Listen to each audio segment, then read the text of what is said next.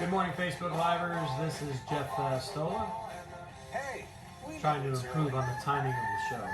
But what better way to start your day than by getting free legal advice? 30 minutes of free legal advice. On the Law, with your host, attorney Jeff Vastola, featuring 30 minutes of free legal advice. Call in now with your questions. 877-850-8585. That's 877-850-8585. Or, if you're a Facebook Liver, you can type your question in, and I will try to answer it as I sit here. Good morning, Aunt Vicky. Well, good morning, everybody on the radio. This is attorney Jeff Vastola. I'm here with you live to answer your questions. That's exactly what I want to do. I'd like to have some interaction with you today, and I'm emphasizing that because during the week I seem to be getting more and more phone calls that have nothing to do with what I do Monday through Friday to earn a living, and they're more appropriate for the radio show. So if you have a question, anything on your mind, and you'd like to get free legal advice, call into the show at 877-850-8585. Those that are watching via Facebook Live will be able to hear your question, and participate in the interaction. And they might even be able to type questions, type follow-up. When you call me after the fact, which is fine, I like to make myself available for people that don't want to share their issues with the general public. It just makes it a little bit more difficult because then I'm kind of relaying it anecdotally as a story, and it's just not as much fun. You don't have the interaction. So please, call me on the radio, 877-850-8585. I'll be here with you for the next 25 minutes or so on the air to give you free legal advice. I have my topics for the day planned. Good morning, Gail. Tell Dad to log on, Gail, because I am going to be addressing his question from last week in today's show. And specifically, that was, isn't it a crime to threaten the president? Because apparently there had been some threats made against President Donald Trump. There's my wonderful wife. Good morning, beautiful Mandy. And I wasn't aware exactly of what was said or what was done, but apparently threats are being made and action is not being taken against those that are making threats, at least not yet. So the question was, isn't it a crime to threaten the president? So I'll be talking about that.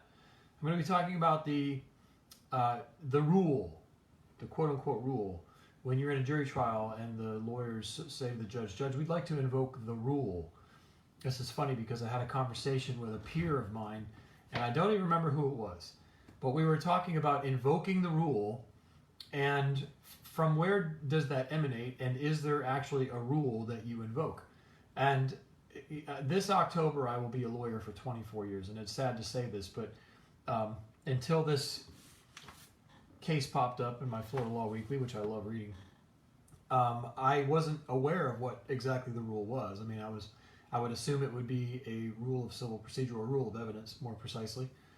But, in fact, it is. So I'll be talking very quickly just about the Florida Rule of Evidence 90.616, which is the rule invoking sequestration, which is where you can exclude people from certain portions of a trial. And there's just a unique aspect of this case that was reported that I want to talk about. A question that came up during the week, as I mentioned, I alluded to this just a moment ago. Phone calls that I'm getting during the week on my cell phone that are really probably better suited for the radio show. And that was somebody that was having an issue with a vehicle, wasn't exactly sure how to go about dealing with it. So, hello, Vicky. How are you? Aunt Vicky, you logged on twice. Did you have to go to a different... anyway, type in a question if you want. Nice to see you.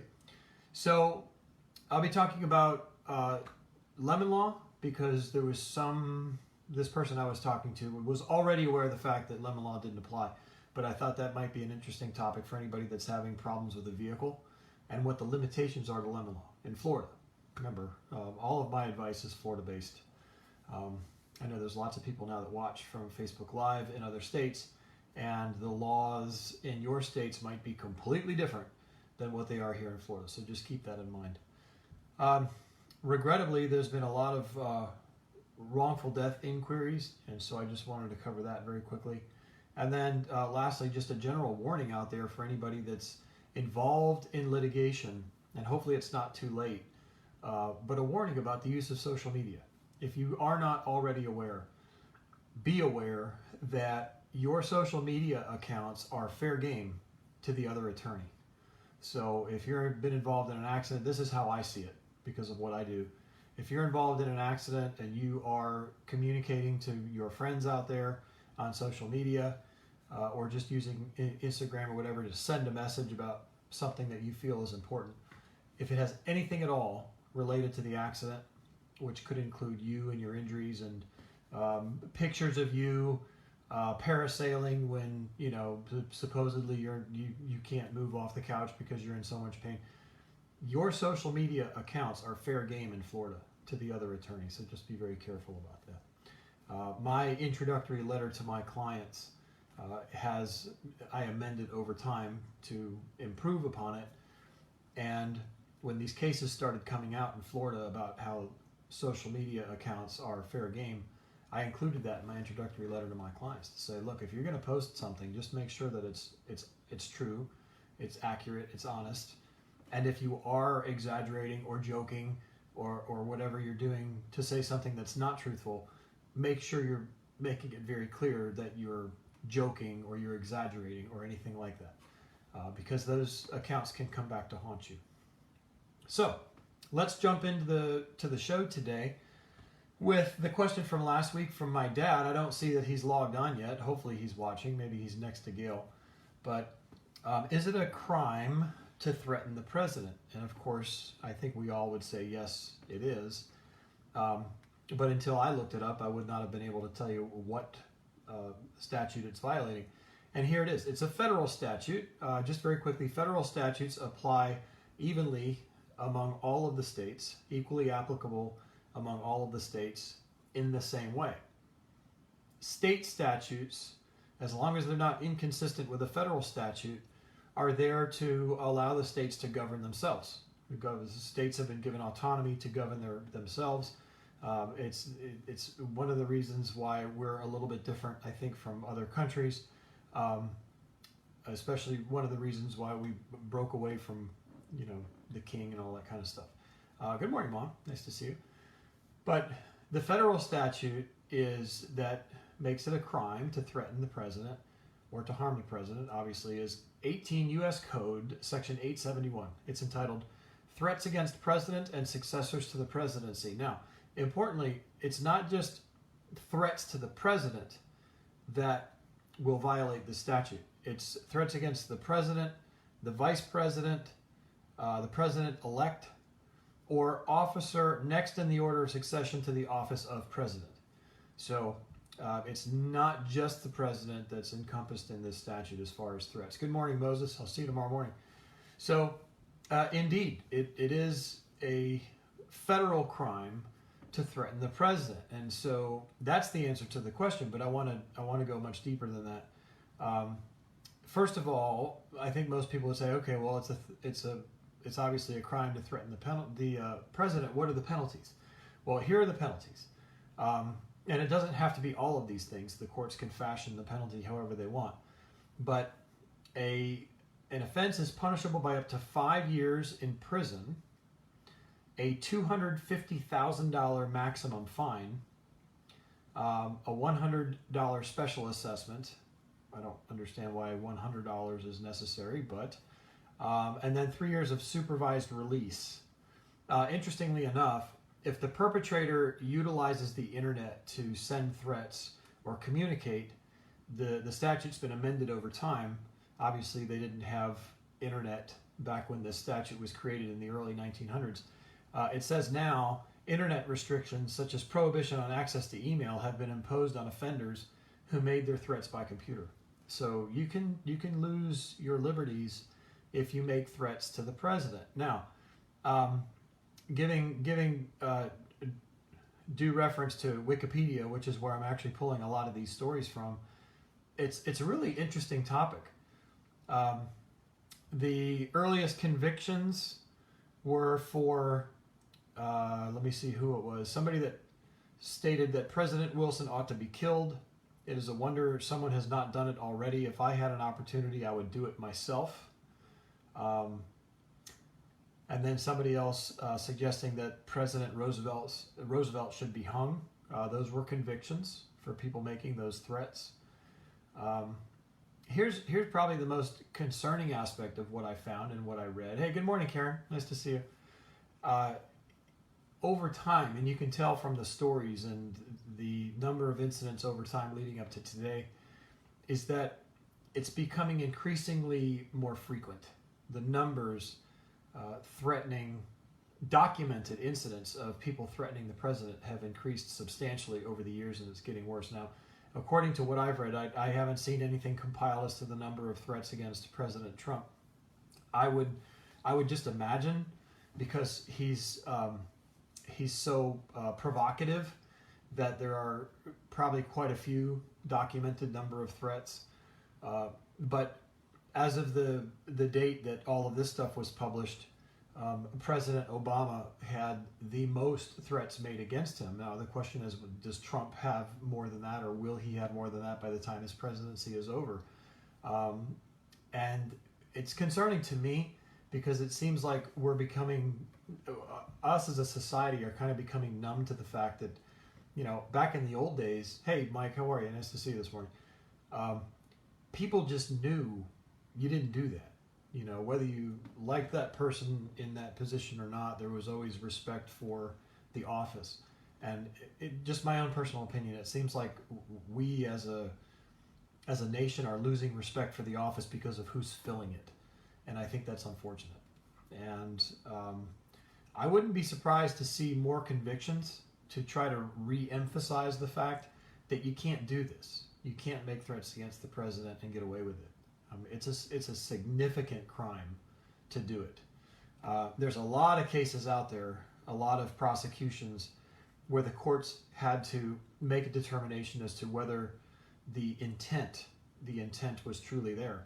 And that seems to be the critical factor in all of these cases. But if the court should find, if you're one of these people that makes a threat, and if you did it jokingly, but if it was taken the wrong way, and the court determines that you had the intent, you could go away for a long time and you could end up owing a lot of money.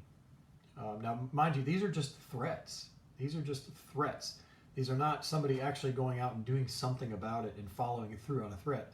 If you follow through on a threat, that's a much different animal, and that's not what I'm talking about today. That would be a criminal statute. This is a criminal statute, of course, because you can go to prison for it.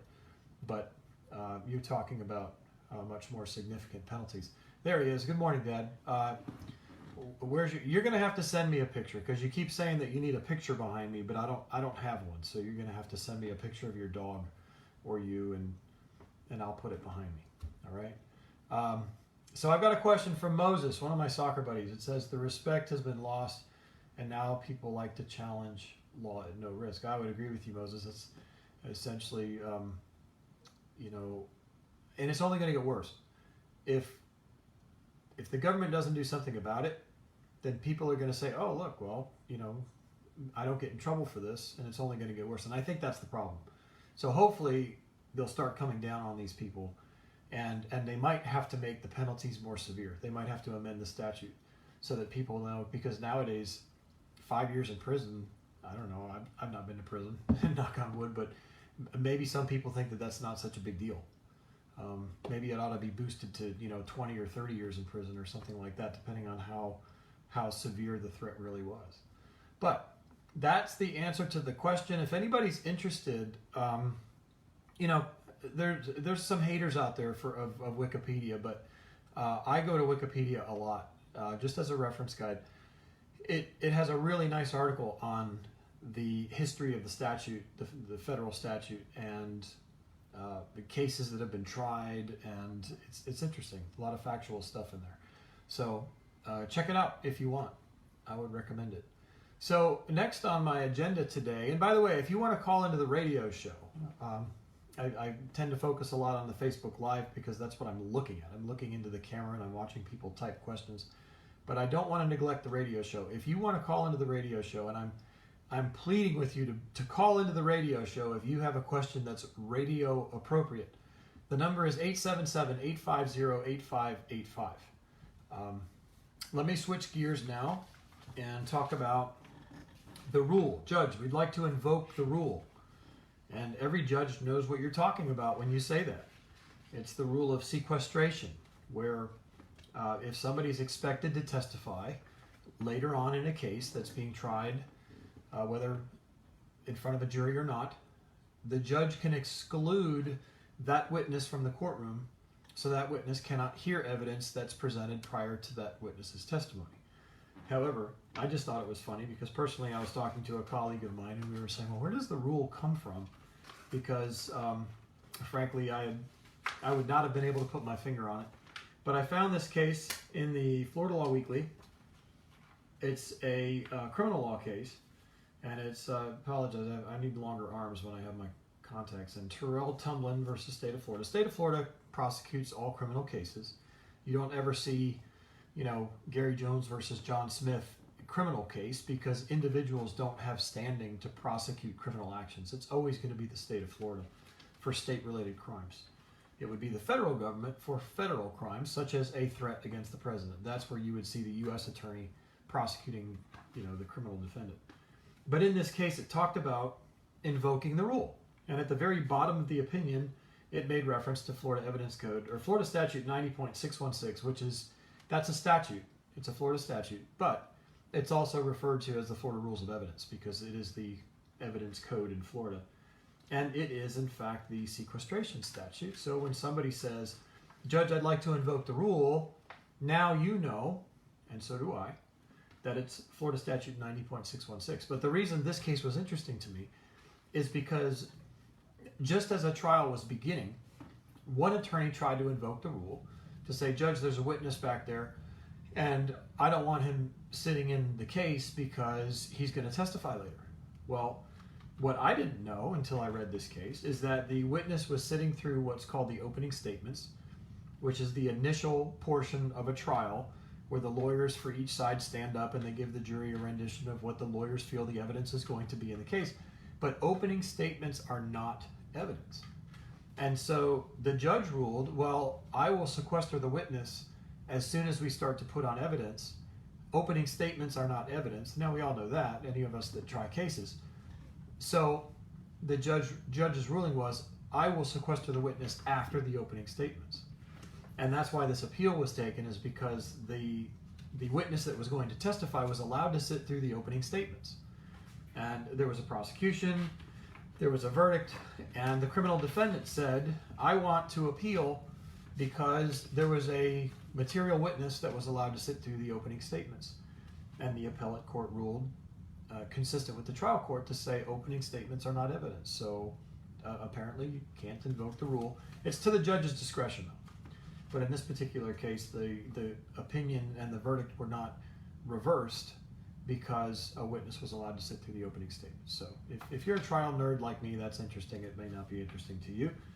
If you have any questions out there, Facebook Livers, type them in. I can see them on the screen for a short amount of time before they get pushed up. And if I don't get a chance to get to your question or make a comment, I do review all this stuff after the show. And I'll reach out to you privately, or I might make it a topic of the show for the following week, like I did with my dad's question from last week. So let me see. There's something here, and I may not experiment with this. Bring David on camera. All right, I'm experimenting, Dad. Are you in front of your camera? It says can't bring him on. Apparently, this is really cool. When it's working, I have the ability to bring a guest on to Facebook Live by hitting this button. So I don't know why, Dad, it's not allowing me to bring you onto the camera, but we'll try that the next time. So that's the rule, invoking the rule, Florida Statute 90.616, the rule of sequestration. So earlier this week, I got a phone call from a really nice guy, and his issue was, I've purchased a vehicle, and I'm having the problem repeatedly, and now that the warranty has expired, the dealership won't do anything for me. And I thought to myself, geez, I wish you would call a radio show, because that's a great radio show question. So I talked to him about it. I'm going to get into some other issues that came up that I figured I'd throw into today's agenda. But I just wanted to point out some things from that conversation. First of all, in Florida, the lemon law. I don't know if other states refer to it as the lemon law or not. Hello, Lauren. How are you? So in Florida, if you buy a new vehicle or lease a new vehicle, then perhaps the lemon law would apply to you. But you have to do something about the problem within the first 12,000 miles or the first year, whichever comes first. And so right off the bat, the lemon law in Florida has a lot of restrictions. For example, it does not apply to a used vehicle or a used lease.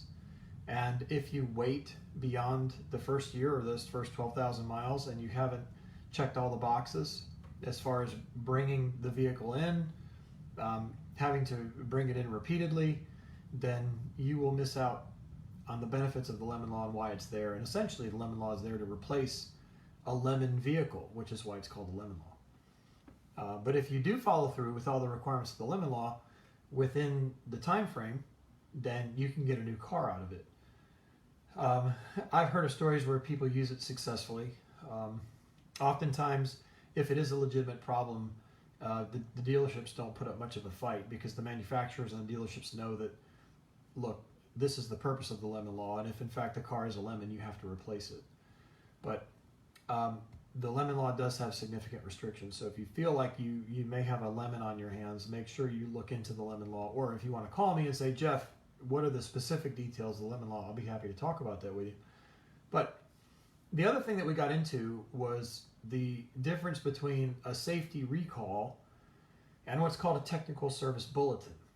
Because this issue with this person's truck was something that wasn't necessarily safety related, so it would not be the subject of a recall. Most of us have heard of a recall, a safety recall. Those are issues where the manufacturer will send out a notice saying, we are recalling this vehicle. You know, it's usually a model year, a model style, and for whatever reason the safety problem is. The airbags, for example, the Takata airbags were a big safety recall. And they have to bring the car in. The dealer or wherever you bring the car will make the changes that are required according to the recall, and then you get your car back. That's typically how it works. Well, there's a similar process for issues that are not necessarily safety related, and that's called a technical service bulletin. And technical service bulletins can be issued at any time when the manufacturer realizes that there's some kind of an issue with the car, some kind of a problem with the car, and it's not necessarily safety related. The manufacturer, will send to all of its dealers a technical service bulletin. So for this particular make, for this particular model, sometimes they'll even capture the series of VINs. So you can type in a VIN to see if your car has any technical service bulletins out there, and also safety recalls. If anyone's not aware of this, you can go to the NHTSA website. It's the National Highway Traffic Safety Administration, something like that. And at the very top, it's got a VIN search. If you just go grab the VIN off of your vehicle and type it into that bar at the top and hit enter, that website, which is a governmental website, will automatically spit out all of the safety recalls that are applicable to your car. Now, hopefully there are none, but if there are and you're not aware of it, you should be aware of it, and that's a good way to find out.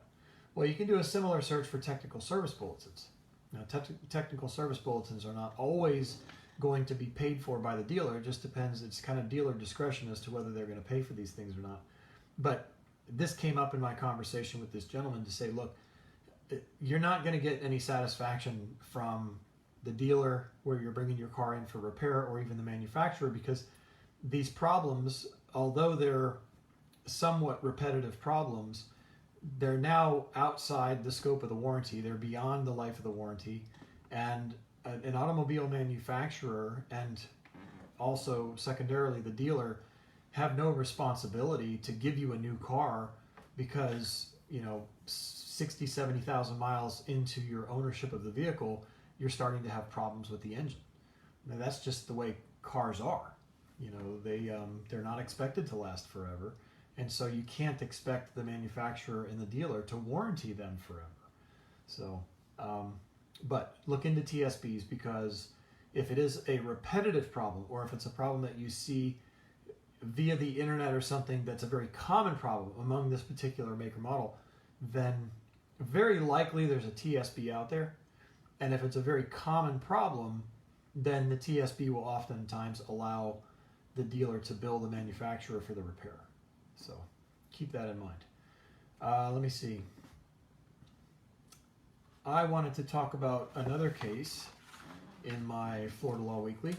Somebody had called into the show, perhaps, or maybe emailed me. I can't remember exactly how, but they had the question of neighbors being very unneighborly and, pruning of trees and hedges and that kind of thing.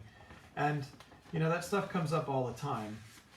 But here's an interesting case where somebody actually filed the lawsuit. And the remedy in this particular case that was being sought was remedy for trespass. Because this happened down in the Miami area, and somebody alleged that the neighbor hired a general contractor to come in and remove the sedimentary material from the boundary line. And what ended up happening was, because the underground sedimentary material was removed from the boundary line, well, the other neighbor's yard began to sink. So by hiring the contractor, the offending neighbor caused damage to her neighbor. And so her neighbor sued her. And this was a case, Eves Marshall, there's that Marshall Ives, I-V-E-S, versus Tate Gettinger and Anna Maria Gettinger, like I said, out of Miami. And there was a final judgment entered in favor of the plaintiff. The plaintiff won. And the final judgment was affirmed, but not for the amount of money that the neighbor was looking for. And what's interesting about this particular opinion is that this is a cautionary tale. And this is a cautionary tale that I tell to a lot of people that contact me to say, well, this guy owes me $500, or, my case is going to be for $1,300. Well, one of the first things I always ask people is, well, is there an attorney's fee provision within the contract or the statute, whatever it is that you're, okay, thank you, whatever it is that you're seeking to rely upon to get your money back? Because if there is, your rather insignificant amount of money can actually blow up to a rather significant amount of money that if you lose, you end up owing. And this case makes reference to that, where it really started out where the dispute was about $2,000, and at the end of the day, the total amounts of monies that were being sought was over $50,000 because of attorney's fees. So 30 seconds. Cautionary tale. Make sure you're filing a lawsuit wisely. If you'd like to talk to me in private, dial 833-VASTOLA. That's 833-827-8652. I want to say thank you to all of you that were listening and to all of you that were watching. God bless. Have a great weekend. Let me know how I can help you. Bye-bye. 10 seconds.